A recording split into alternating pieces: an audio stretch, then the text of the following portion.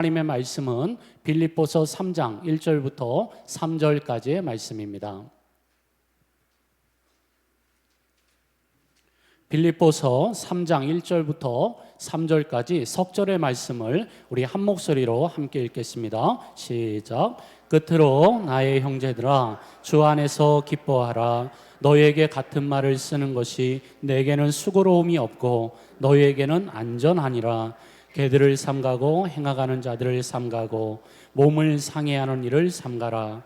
하나님의 성령으로 봉사하며 그리스도 예수로 자랑하고 육체를 신뢰하지 아니하는 우리가 곧 할례파라. 아멘.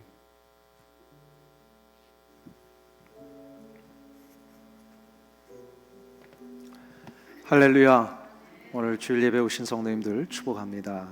우리 주 예수 그리스도의 은총이 예배하는 여러분 모두에게 임하셔서 하나님을 만나시며 하늘에서 내리시는 이 귀한 생명의 은총, 기쁨의 역사가 가득 넘쳐나시길 주 이름으로 축원합니다. 서로를 향해서 한번 축복의 인사 나누실 때 우리 앞뒤 좌우 계신 분들과 한번 악수하시면서 축복하시고요, 환영해 주시기 바랍니다. 주님의 이름으로 환영합니다.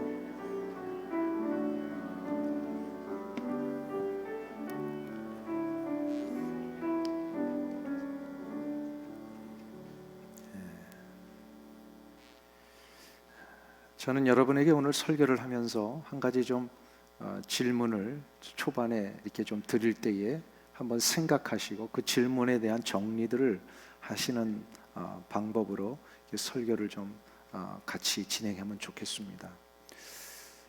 이런 질문을 드릴 수 있습니다. 우리가 믿는 기독교 신앙과, 다시 말해서 복음과 세상이 추구하고 있는 종교와의 차이는 무엇일까요? 물론 여기에는 여러 가지 차이점이 있습니다만 가장 근본적이고 기초적인 그런 근원적인 차이가 하나 있습니다.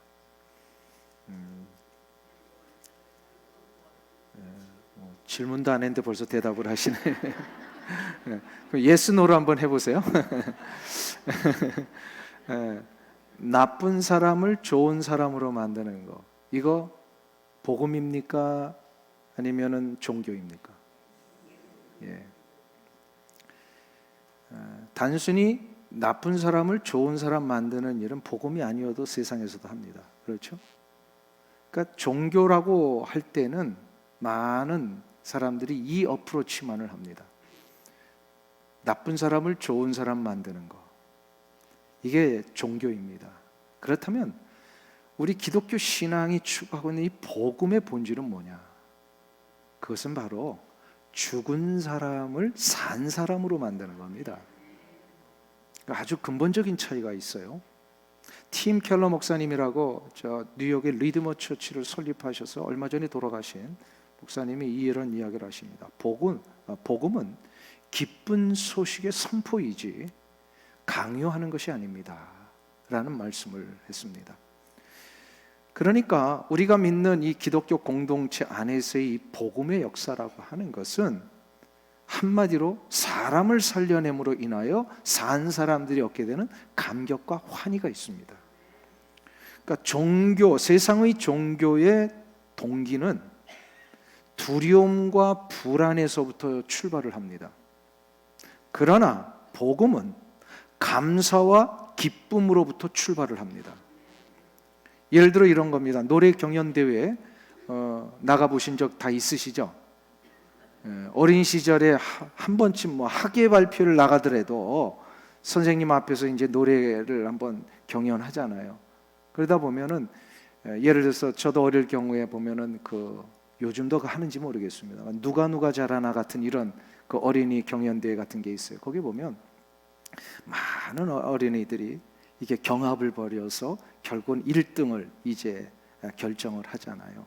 1등이 된 사람은 그런 노래 경연에서는 반드시 끝날 때 뭘 하죠? 어떤 분은 상 받는다 그러는데 상도 받지만 중요한 건 앵콜송을 합니다. 자기가 불렀던 노래 중에서 앵콜송을 해요. 이 아이가 앵콜송을 부를 때의 그 마음의 상태와 여러 아이들과 아직 결정되지 않았을 때 경합을 벌이면서 경쟁하는 그런 상태에서 노래를 할 때 마음의 상태가 같을까요, 다를까요? 다르죠. 경합을 할 때는 어떤 마음이 있습니까? 조마조마하고 초조하고 될까 안 될까, 어떤 애들은 막 두렵기도 하고. 그러나 1등이 딱 결정이 되고 나서 앵콜송 할 때는 뭐가 있을까요? 두려움이 싹 사라지고요, 이제는 아주 안정감을 찾고서 기쁨으로 그 노래를 부릅니다. 이것이 정확하게 종교와 복음의 차이입니다. 두려움을 조장하고 그 두려움을 기초로 해서 접근하는 것이 세상의 종교입니다. 그러나 복음이라고 하는 것은 우리 주 예수 그리스도께서 이미 이루어 주신 십자가와 부활의 능력 때문에 이 기초로 하는 자들은 더 이상 두려움이나 초조함이나 불안에 젖어 있는 것이 아니라 예수 그리스도의 십자가를 붙드는 순간부터 우리에게는 기쁨이 보장이 되고 우리에게는 감격이 일어나고 삶 자체가 환희가 가득 차게 됩니다. 이것이 바로 복음의 능력이에요. 그러니까는 이런 거죠. 이거 안 하면 벌 받아. 내 말 안 들으면 어려움이 생겨. 이거는 뭐예요? 이거는 강요하고 협박하는 거죠. 이런 것을 기초로 해서 접근하는 것이 종교입니다, 세상에. 그러니까 이런 종교적인 행위 안 하면 당신 벌 받아. 그러니까 3년은 무릎과 팔꿈치로 히말라야 산맥을 기어다니면서 사죄를 해야 당신의 죄가 사해지는 거야 라고 하는 것이 종교적인 접근이란 말이에요. 근데 복음은 그게 아니죠. 우리 주 예수 그리스도께서 이루신 십자가의 은혜와 죄사함의 은총을 내가 인격적으로 받아들이고 주님을 내 주인으로 영접만 하면 어떻게 되는 거예요? 내 삶에 있었던 모든 것은 다 뒤로 지나가고 새로운 피조물이 되어서 참된 기쁨과 감격을 누리게 되는 것이죠. 그러니까 우리가 복음을 접근할 때도요, 조심해야 됩니다. 당신 예배 안 드리면 벌 받아. 주일날 빠지고 소풍 가면 다리 부러져. 이거는 복음을 너무 폄하시키는 거예요. 이게 천박하게 만드는 거예요. 헌금 안 하면 복을 받지 못해 라고 하는 이런 어프로치는요, 복음의 이 풍성함과 능력을 자꾸 천박하게 만드는 거예요. 복음은 그게 아니에요. 복음은 값없이 주신 하나님의 은혜를 내가 받아들이기만 하면 십자가와 부활의 능력이 나로 하여금 다시금 기쁨을 일으키기에, 예배를 안 드리면 안 드릴수록 더욱더 내 마음에는 갈망이 일어나는 거예요. 예배를 자꾸 드리고 싶어지는 거예요. 이 복음이 들어가면 나의 물질과 나의 시간을 하나님 앞에 바치지 않으면 견딜 수 없는 이 간절함이 생기는 거예요. 아멘. 이게 바로 복음의 능력이란 말이죠. 단테의 신곡이라고 하는 책에 보면 참 재밌는 이야기가 하나 소개되고 있습니다.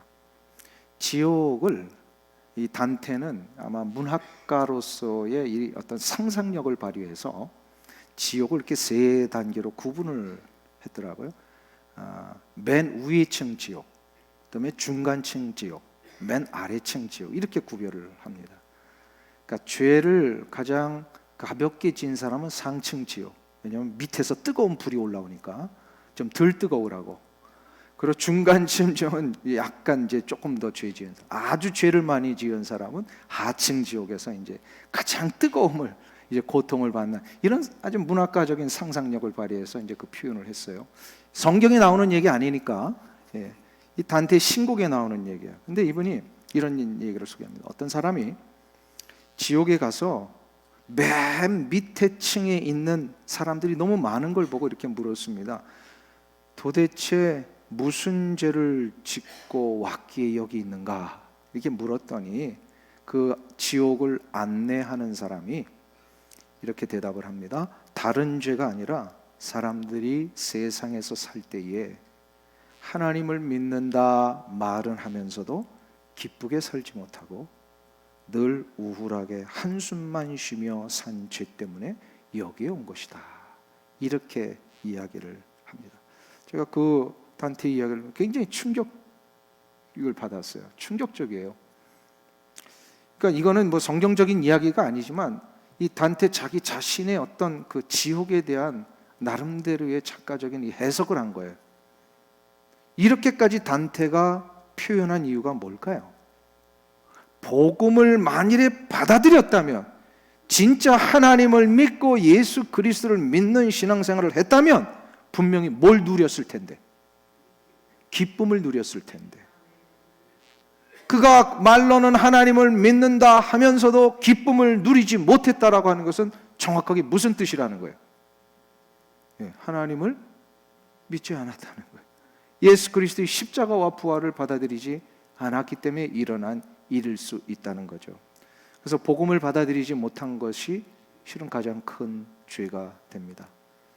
사도 바울은 디모데와 에바브로디도를 빌립보 교회에 보내고자 하는 목적과 의도를 2장까지 밝힌 후에 오늘 읽은 이 3장부터는요, 좀 더 개인적인 자신의 마음속에 있는 이야기를 빌립보 교인들에게 전하고자 하는 그런 뜻에서 오늘 1절에 보시면요, 끝으로 나의 형제들아 하면서 진짜 하고 싶은 얘기를 합니다. 그런데 하고 싶은 얘기의 핵심이 뭐냐면요, 이거예요.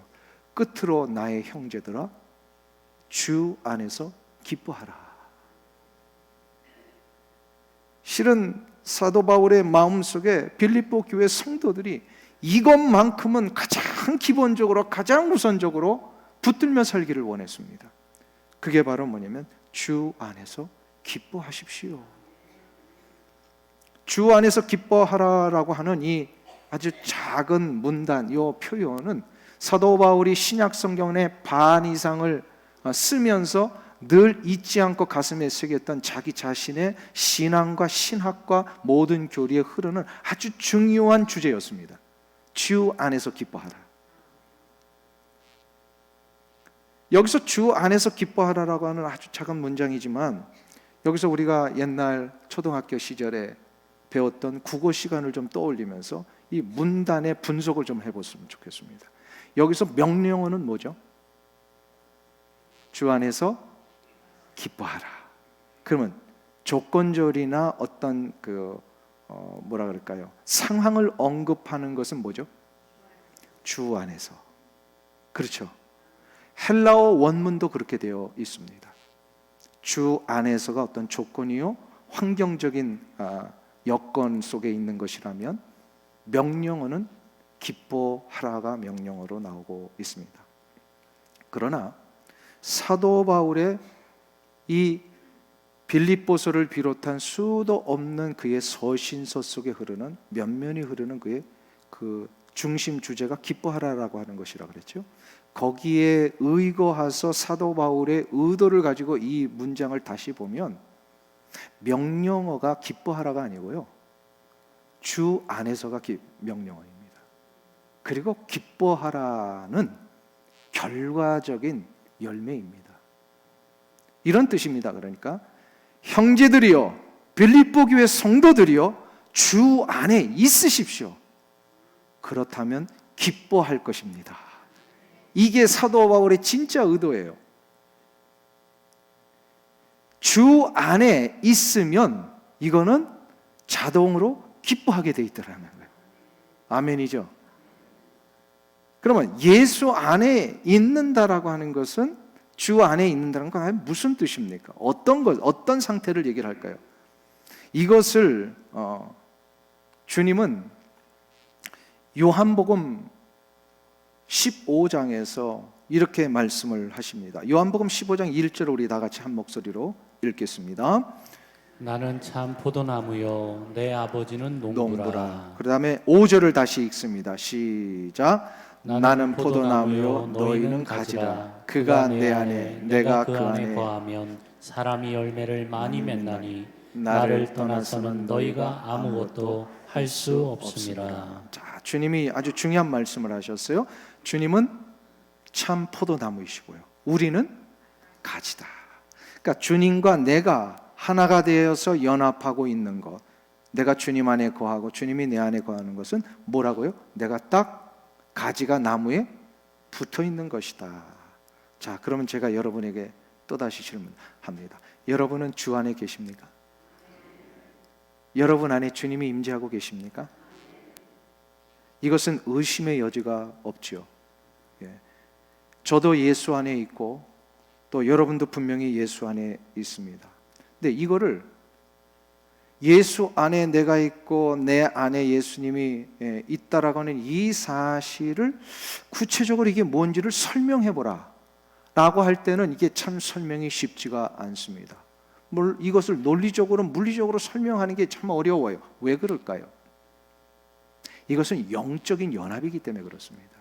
영적인 것은, 영적이라고 하는 것은 매우 신비한 일로서 우리가 생각하고 눈에 보이고 손에 잡을 수 있는 이런 물리적인 일들로 우리가 할 수 있는 설명이 아니라는 겁니다. 그러나 이 신비한 결합은 한 가지 방법이 있어요. 느끼게 됩니다. 체험하게 됩니다. 하나님은 참으로 자애로우시고 우리가 무엇인가 영적으로 또 신앙적으로 성경 속에 나타난 일들을 궁금해하면 하나님은 우리의 이 답답함을 아시기에 이것을 깨달을 수 있는 그런 일들을 우리에게 주시곤 합니다. 주님과 내 안에 연합을 한다라고 하는 이 사실을 이거 어떻게 좀 물리적으로 우리가 깨닫고 설명할 수 있을까요? 할 때에 주님은 한 가지 우리에게 증거를 주십니다. 그게 바로 기쁨입니다. 그러니까 여러분이 아까 여러분이 주님 안에 거하시고 주님이 여러분 안에 거한다고 말씀하셨죠? 그렇죠? 대답이 점점 줄어드세요. 그랬잖아요. 다 하셨잖아요. 그러면 그게 진짜라면 증거를 주셨다라는 거예요. 그게 바로 기쁨이라는 거죠. 기쁨이에요. 우리는 포도나무에 붙어 있는 가지입니다. 가지가 포도나무에 붙어 있으면 당연히 이거는 저절로 나무의 수액이 가지까지 이동이 돼가지고 공급됨으로 인하여서 그 가지는 반드시 열매를 맺게 되어 있습니다. 이것을 주님이 5절에서 그 얘기를 하신 거예요. 15장 5절, 요한복음 15장 다시 보세요. 요한복음 15장 같이 읽겠습니다. 나는 포도나무요 너희는 가지라. 그가 내 안에 내가 그 안에 거하면 사람이 열매를 많이 맺나니 나를 떠나서는 너희가 아무것도 할 수 없음이라. 아멘. 요거 그대로 놔둬보세요. 주님이 포도나무이시고 우리가 가지이니까 우리가 그 안에 거하기만 하면 주님이 우리 안에 거하고 주님이 내 안에 거하시는, 이게 그러니까 영적인 신비라 그랬으니까요. 이것이 되면 사람이 뭘 맺는다고요? 열매를 맺는다. 당연히 맺게 되어 있어요. 당연히 맺게 되어 있어요. 자, 그러면 여기서 또 다시 질문합니다. 여러분이 나무가지이신 포도나무이신 예수님에게 붙어 있는 것은 그럼 어떻게 하는 겁니까? 어떻게 하는 게 예수님에게 붙어 있는 거예요? 내가 하고 싶은 말을 하는 게 아니라 성경적인 근거에서 그게 10절에 나와요. 10절을 한번 보세요. 요한복음 15장 10절. 우리 다 같이 읽습니다. 내가 아버지의 계명을 지켜 그의 사랑 안에 거하는 것 같이 너희도 내 계명을 지키면 내 사랑 안에 거하리라. 아멘. 자, 보세요. 내가 아버지의 계명을 지켜 그의 사랑 안에 거하는 것 같이 너희도 내 계명을 지키면 내 사랑 안에 거하리라. 이거를 더 정확하게 7절에서는 이렇게까지 표현을 하셨어요. 너희가 내 안에 거하고 내 말이 너희 안에 거하면. 이게 무슨 얘기입니까? 주님과 나 사이의 영적인 연합이 되는 거 우리 비유로 표현하면 포도나무 가지에 딱 붙어 있는 것이라고 그랬어요. 근데 우리가 붙어 있는 게 뭐냐? 주님의 말씀이 내 안에 거하시는 거예요. 주님의 말씀이 내 안에 거하면 무엇이 시작이 되면 제일 먼저 사랑이 시작이 됩니다. 주님에 대한 사랑을 느끼게 되고 그 주님에 대한 사랑이 내 안에 가득 차는 순간부터 요한복음 15장 11절에서 아주 중요한 말씀을 하십니다. 요한복음 15장 11절을 다 같이 우리 한 목소리로 읽겠습니다. 내가 이것을 너희에게 이름은 내 기쁨이 너희 안에 있어 너희 기쁨을 충만하게 하려 함이라. 아멘. 우리가 주님의 나뭇가지에 딱 붙어 있는 게 주님의 말씀이 내 안에 거하시는 것이라 했어요. 말씀이 거하면 열매를 맺게 되어 있는데 그 열매 중에 하나가 주님에 대한 사랑을 체험함으로 인하여서 그 사랑은 결국 뭐예요? 기쁨이 충만하게 되더라는 거죠. 기쁨이 충만하게 되더라. 여기서 가만 보세요. 11절에 내가 이것을 너희에게 이름은 내 기쁨이 너희 안에 있어. 주님의 기쁨이 우리 안에 심어진다는 거예요. 그 기쁨이 나에게 심어지는 순간부터 나에게는 이 기쁨의 충만함으로 인해 이게 자꾸 저절로 나오게 되더라는 거죠. 할렐루야. 그러니까 한번 보세요. 아무리 내가 스스로 이 기쁨을 회복하려고 노력해도 이 기쁨은 되지 않는다는 겁니다. 주님과의 영적인 연합을 경험하지 않고서는 이 기쁨이 되지 않는다는 거예요. 반드시 그 기쁨은 주님의 기쁨이 내 안에 심어져야 돼요. 이거를 모르고 이 원리를 모른 채 이 경험이 없어 보니까 자꾸 기쁨의 문제, 나는 왜 이렇게 참 힘들고 어렵지, 기쁨이 안 될까? 그래서 자꾸 다른 걸로 한번 내 안에 심어 보려고 한단 말이에요. 다른 사람들 저 물질 많이 가지고 있는 거 보니까 아, 저 물질이 좀 있으면 기뻐하는구나 하면서 나도 물질을 한번 내 인생 속에 자꾸 심어 보려고 한단 말이에요. 근데 그게 되든가요? 우리 교회도 물질 많으신 분들이 있잖아요. 예. 모르셨구나. 예. 한번 그게 되든가요? 몸이 안 아프고 건강하기만 하면 기쁨이 있는 줄 알고요. 어떻게든 막 건강 유지하려고 애를 쓰는데 가만 보니까 건강 유지 때문에 스트레스를 받고 있더라고요. 이분들이.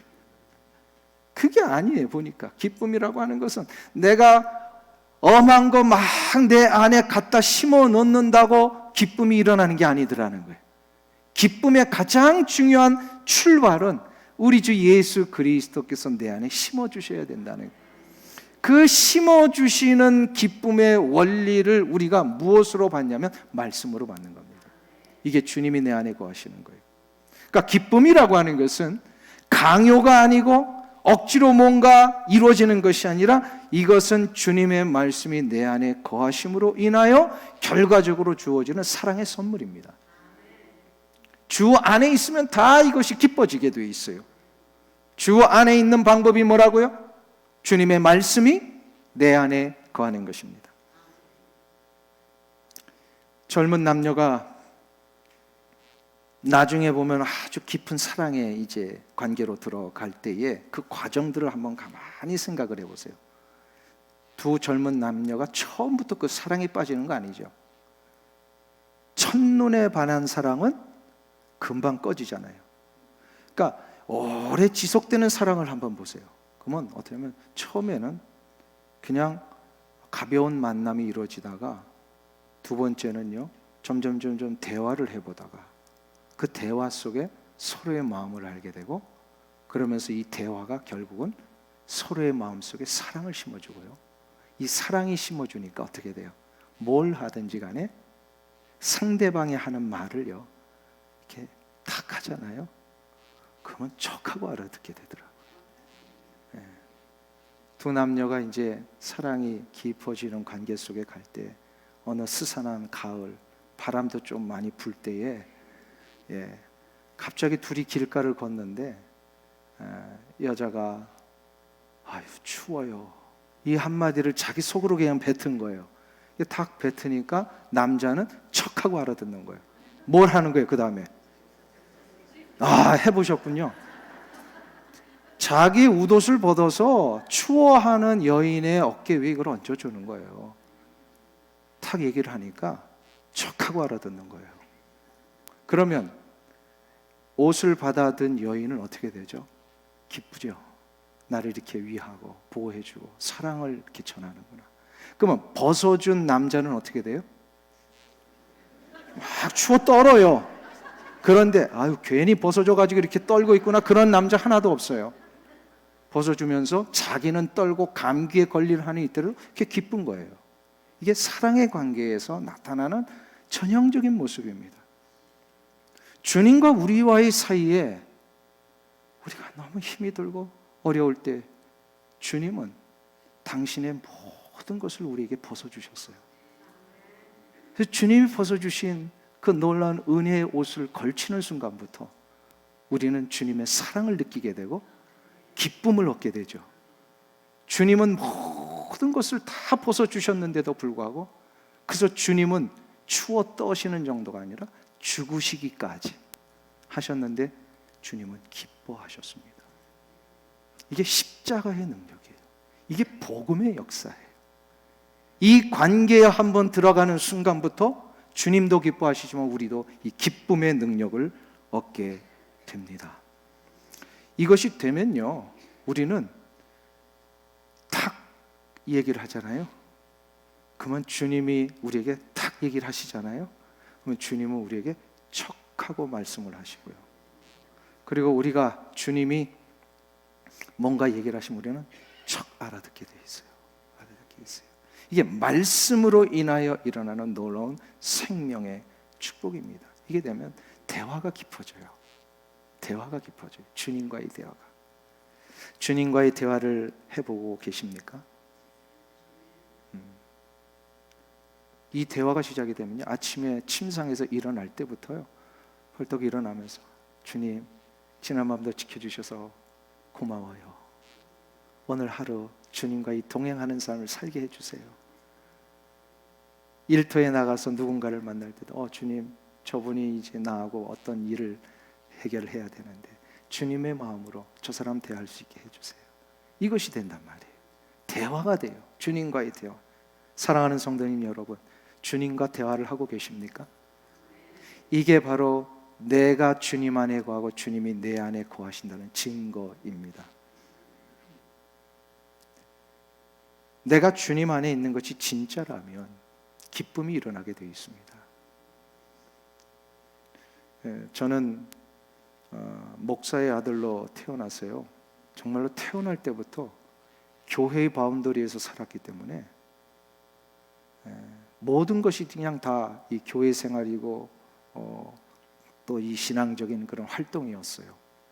그래서 어릴 때부터 어머니가 저를 붙들고 예배당을 이제 가십니다. 어른 예배, 그것도 애들 예배뿐만 아니라 어른 예배를 끌고 다니시고 1년에 한 두세 차례 부흥 집회가 있으면 꼭 데리고 다니셨어요.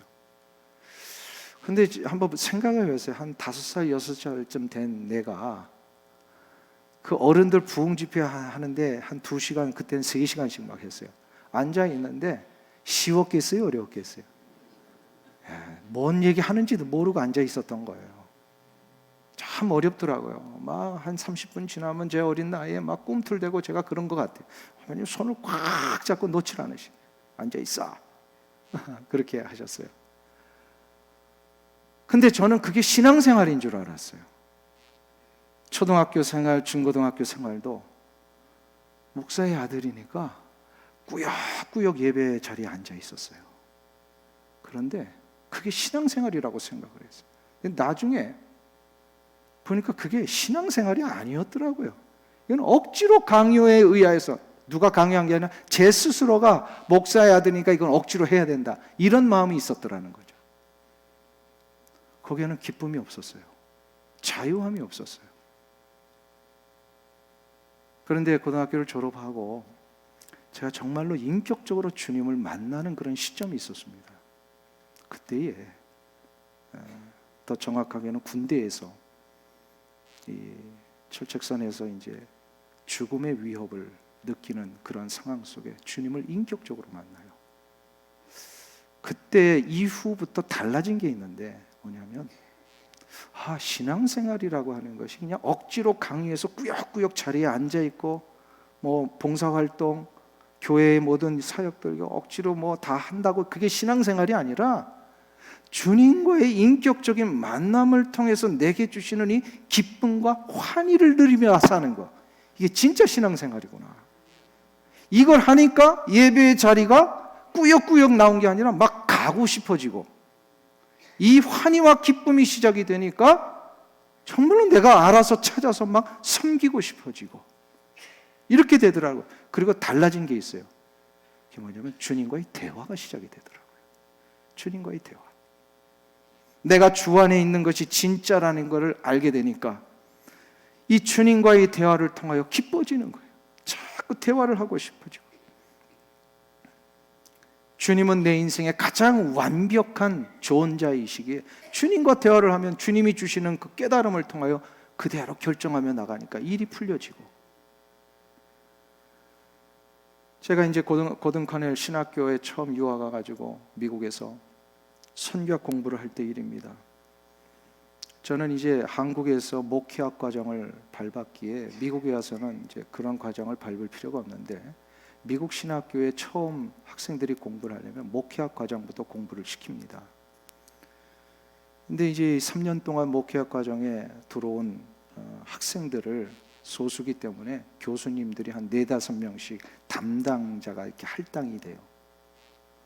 근데 이 담당 교수님들이 한 학기만 지나면 자기에게 할당된 사람들과 이제 학기 끝날 때쯤 면담들을 개인적으로 합니다. 하루는 이런 일이 있었습니다. 어떤 한 학생이 교수님과 면담실에 들어갔는데 교수님이 갑자기 이런 얘기를 하십니다. 내가 자네를 한 학기 동안 지켜보았는데 자네 얼굴에서 전혀 기쁨이라고 하는 것을 발견하지 못했네. 왜 그런 것인가 했더니요, 이 학생이 대답을 했습니다. 나중에 이 학생이 간증을 해서 알게 된 거예요. 자기는 왜 그런지 그 어린 시절부터 이 두려움의 문제와 또 불안과 초조함의 문제가 있었는데 그래도 주님을 위해서 좀 살고 싶은 마음 때문에 신학기에 들어왔는데 아직도 그 문제가 해결되지 않았습니다. 그때 교수님이 다시 얘기를 합니다. 만일 그렇다면 자네는 이 목회학 석사 과정을 공부하는 것을 잠시 내려놓고 주님과의 인격적인 만남을 시작해 보는 것이 어떻겠는가, 이 조언을 합니다. 주님과의 인격적인 만남을 시작을 하면 아까 자동으로 뭐가 맺힌다 그랬어요? 열매가 맺히는데 그 열매가 바로 사랑을 느끼고 기쁨이 시작이 되고 감격과 환희가 일어나는 거예요. 만일에 이것이 되지 않는다면 자네가 이 과정 마친 후에 목회기를 간다고 해서 그 목회가 기쁘겠는가? 그리고 이런 상태로 목회를 하면 제일로 힘든 자들이 누굴까? 바로 그 학생이 앞으로 목회해야 될 교회 성도들이 제일 힘들지 않겠어요? 그래서 교수님이 그 조언을 한 거예요. 잠시 내려놓고 이 시간을 한번 가져보게. 참 인격적이고 자상한 조언으로 교수님이 얘기하셨을 때 그 학생은 이거를 굉장히 중요하게 여깁니다. 충격으로 받아들여요. 목회기를 간다고 하면서도 이 문제가 해결이 안 되고 이 근본적인 문제가 해결이 안 되는데 어찌할까? 진짜 그 학생이 한 학기를 내려놨어요. 내려놓고 자기 집으로 돌아가서 이 문제로만 씨름을 했어요. 열심히 하나님 앞에 간구하면서 정말로 한 학기가 끝날 때쯤, 그러니까 다른 학생들 한 학기 끝날 때의 시점에 맞춰서 이 방학과 함께 이 학생이 드디어 주님을 인격적으로 만나게 됩니다. 그러니까 놀라운 변화가 일어나요. 자기에게 이때껏 경험해 보지 못했던 이 기쁨과 감격이 일어난 거잖아요. 그 학생이요, 다시 학교로 돌아왔어요. 첫 학기 시작을 하는데 그 학생이 환한 얼굴로, 그래가지고 교수님이 그 학생을 보면서 이렇게 시간을 주니까 간증을 해서 그때 알게 된 거예요. 자기가 주님을 인격적으로 만나면서 이 놀라운 기쁨과 환희를 회복했다고. 다 모두가 다 박수치며 기쁨으로 환영해 줬습니다. 그리스도인이 된다라고 하는 것은 무엇으로 증명이 될까요? 내가 교회를 얼마나 오랫동안 다녔느냐? 그것이 아닙니다. 그리스도인이라고 하는 증명은 내가 먼저 압니다. 내 안에 진정한 주님과의 만남과 교제를 통하여 기쁨이 일어나고 있는가? 감격이 있는가? 환희가 일어나는가? 목사라고 하는 이 타이틀, 직분을 갖는다고 그게 되는 게 아니더라고요. 목사 중에도 이게 해결이 안 된 분들도 있어요. 장로의 직분을 받고 집사의 직분을 받고 권사의 직분을 받는다고 그게 해결되는 게 아니더라고요. 한 번쯤은 멈추어 서서 내 안에 예수님이 진정 계시는가? 이거를 한 번쯤은 돌아봐야 할 것입니다. 그래야 진정 인격적인 교제를 주님과 나누고 있는 것이 맞다면 내 안에 주님이 심어주신 이 기쁨의 열매가 맺히게 되어 있음을 확인할 수 있을 것입니다. 그러니까 사랑하는 성도님 여러분, 이거 다 한 번쯤 점검하고 가야 돼요. 오래 다닌 것으로 자기 스스로를 그냥 이렇게 덮어버리지 말고, 과연 난 이렇게 오래 다녔는데도 왜 기쁨이 없는가? 어떤 선교사님이 선교지에서 오랫동안 계시다가 이제 오랜만에 한국 교회에 나오셔서 선교 보고를 하시고 설교를 하시는데, 나중에 설교 끝나고 물어봤습니다. 담임 목사님한테. 보고를 받고 선교에 대한 이야기를 하는데 환하게 웃고 기뻐하며 이렇게 설교에 집중하는 성도들이 있더라는 거예요. 저분들이 누굽니까? 그게 담임 목사님이 얘기를 하죠. 갓 예수 믿고 구원의 감격 때문에 아주 신나게 신앙생활하는 사람들일 겁니다. 그분들이. 아니 근데 또 많은 사람들이 전혀 웃지도 않고 기뻐하지도 않고 인상을 이렇게 쓰고 있는 분들이 많더라는 거예요. 그럼 저분들은 도대체 누굽니까? 한 30년 지난 사람들입니다. 그래. 심각한 얘기 아니에요? 처음 감 믿었을 때는 정말로 구원에 대한 감격, 내가 죽은 자에서 산 자로 임했으니까 이게 얼마나 신나고 좋습니까? 근데 거기서 딱 멈춰버리니까 매일매일의 삶 속에서 주님과의 인격적인 교제와 만남을 통해 기쁨이 더 풍성하게 일어나야만 마땅한 건데, 그냥 처음 어저께 말씀드렸죠, 초보에 머물러 있는 거예요. 구원받고 그냥 초보에 머물러서 더 이상 자라지 않고 성숙해지지 않으니까, 주님과의 인격적인 만남을 통하여 이 말씀의 풍성함을 누리지 못하니까 기쁨이 없는 거죠. 그러니까 다 무감각해진 거예요. 무감각해진 거예요. 사랑하는 성도님 여러분, 여러분은 어떠십니까? 제가 우스갯소리를 자꾸 하려고 이런 얘기를 하는 게 아니에요. 이건 좀 심각한 얘기이기 때문에 하는 거예요. 심각한 얘기이기 때문에. 불안과 두려움과 절망의 문제가 아직도 해결되지 않은 것은 두 가지 이유 때문입니다. 첫 번째는 아예 예수님을 모르는 자들에게 그런 문제가 일어납니다. 근데 두 번째로 있어요. 예수 그리스도를 모시고 산 지도 오래됐는데도 불구하고 그런 분들이 계십니다. 첫 번째 경우에 예수를 아예 모르는 자들이 절망과 두려움에 있다면, 그건요, 예수님을 한 번쯤 딱 서서요 나의 주인으로 모시는 이 결단을 하시면요, 그 문제가 해결이 됩니다. 그래서 고백을 해야 돼요. 주님, 이제 나의 주인이 되어 주십시오. 십자가와 부활의 이 능력이라는 게 아직은 논리적으로 잘 이해되지 않지만 그거 붙들면 새 생명의 역사가 일어난다고 하니 내가 그것을 붙들겠습니다 하면 주님이 그의 인생 속에, 그리고 그의 심령 속에 임재하십니다. 이게 예수님을 영접한다라는 뜻입니다. 그럼 두 번째 케이스가 있어요. 이미 예수를 영접했는데 30년 된 사람들, 두려움과 절망의 문제가 예수를 믿고 있는데도 늘 이게 해결되지 않는 분들이 있잖아요. 이분들은 무슨 문제냐면 내 안에 이미 예수님이 계시는데도 불구하고 그 예수님을 내가 무시하고 홀대했기 때문입니다. 예수님이 내 안에 계시는데도 불구하고 나는 전혀 예수님을 아랑곳하지 않고 내가 원하는 대로 살고 내가 하고 싶은 대로 하고 이렇게 살다 보면 주님을 무시하는 거예요. 홀대하는 거예요. 그러니까 주님과의 영적인 교제가 일어나지 않죠. 그래서 한 번쯤 이런 분들도 서서 모든 걸 중단하고 주님, 내가 주님을 너무 무시했습니다. 홀대했습니다. 잘못했습니다. 회개하면서 주님과 이제 인격적인 교제를 하고 싶습니다. 앞으로 주님을 존중하겠습니다. 이렇게 결단하며 기도하시는 순간부터 주님은 나를 다시금 사로잡습니다. 그래서 성령님이 이 역사가 일어나도록 우리를 인도해 내십니다. 이거를 다른 말로 성령 충만의 역사라 그랬잖아요. 그러니까 이 성령 충만의 역사가 시작이 되면 내게 기쁨이 일어나고 감사가 일어나고 사랑의 마음이 시작이 됩니다. 이게 바로 우리 신앙의 가장 중요한 출발이요 기본입니다.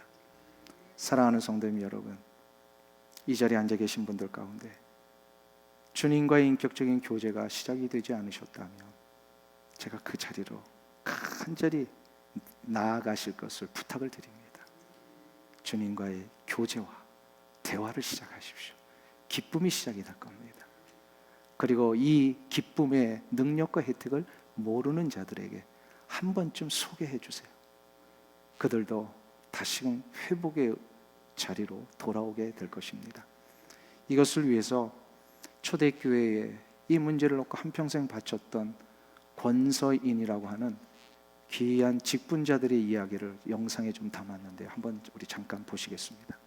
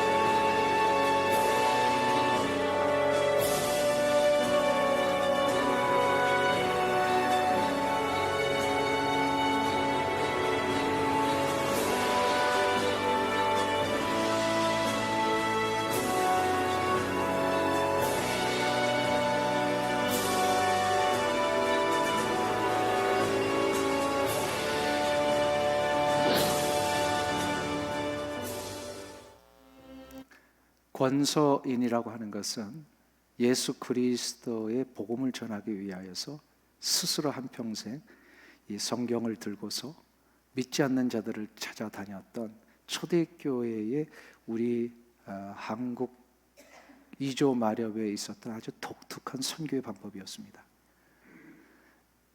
세계 선교 역사 중에 선교사님이 들어가기 전에 자체적으로 성경이 번역되어서 그 성경을 가지고 예수를 믿고 스스로 교회를 세워간 선교는 조선밖에 없습니다. 아주 독특한 이 선교와 복음의 역사가 시작이 된 것이 세계 유래를 찾아볼 수 없는 이 조선의 초대교회였습니다. 그 일을 위해 헌신했던 분들이 바로 권서인이라는 분들입니다. 저들은 자기가 경험한 체험과 기쁨의 능력을 다른 이들에게 알려주기 위해서 조선 땅 삼천리 방방곡곡을 다니면서 죽음의 위협과 정말로 모진 고난과 아픔을 다 감내하면서 한 가지만을 위하여 살았던 자들입니다. 바로 기쁨을 전하고 싶어서. 찌들리고 이조마렵에 억압당하고 수탈당하는 많은 조선의 백성들의 소망과 기쁨의 회복은 이거밖에 없다는 걸 알았기에.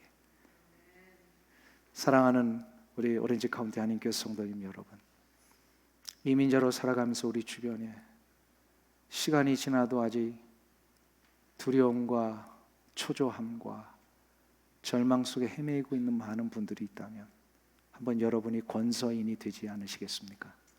이 권서인으로서 정말 하나님의 나라에 받은 나의 이 혜택과 축복들을 그들에게도 전하며 저들에게 이 놀라운 자리로 돌아올 수 있는 기회가 이제 말씀으로의 초대 9월 23일부터 10월 8일까지 세 번에 걸쳐서 있습니다. 이를 위해서 주보에 보시면 두 가지의 이 종이를 여러분에게 드렸습니다. 은혜의 회복을 누리라라고 하는 회복의 은혜에 대한 말씀 부흥의 전단지 말고요, 하트 표시가 되어 있는 노란색과 파란색 종이 두 개가 있는데요, 오늘 이것을 가져가셔서 파란색은 나중에 교회에다가 내주시고요, 노란색 종이는 여러분이 보관하셔서 아직도 이 놀라운 기쁨의 혜택을 모르는 자들을 내가 기도하면서 한 번쯤 권서인으로 초대하고 싶습니다 라고 하는 마음에 작정을 이 한 주간 동안 기도하면서 해주시기를 바랍니다. 그래서 여러분의 성경책의 노란색은 꼭 끼워 넣으시고 기도하시고, 그리고 파란색은 교회 앞에 좀 내주시면 제가 그것을 모아서 우리 교역자들과 함께 또 중보의 기도자들과 함께 같이 기도하는 시간을 갖도록 하겠습니다. 같이 함께 기도하겠습니다.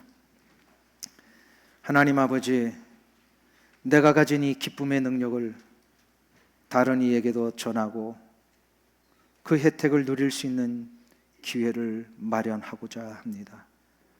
가을 말씀 부흥회에 회복의 은혜를 누리기 위하여서 우리 모두가 권소인이 되어 이 기쁨의 능력을 소개하고 초대하고자 하오니 주여 은혜를 베풀어 주시옵소서. 아직도 하나님을 알지 못하는 자들, 세상의 기준 속에는 모든 것이 되었는데도 불구하고 삶의 근본적인 두려움과 초조함과 절망을 해결하지 못한 자들에게 진정한 기쁨의 능력이 어디서 오는지를 가르쳐 줄 수 있는 우리 모든 성도들 되게 하여 주시옵소서. 예수님의 이름으로 기도하옵나이다. 아멘.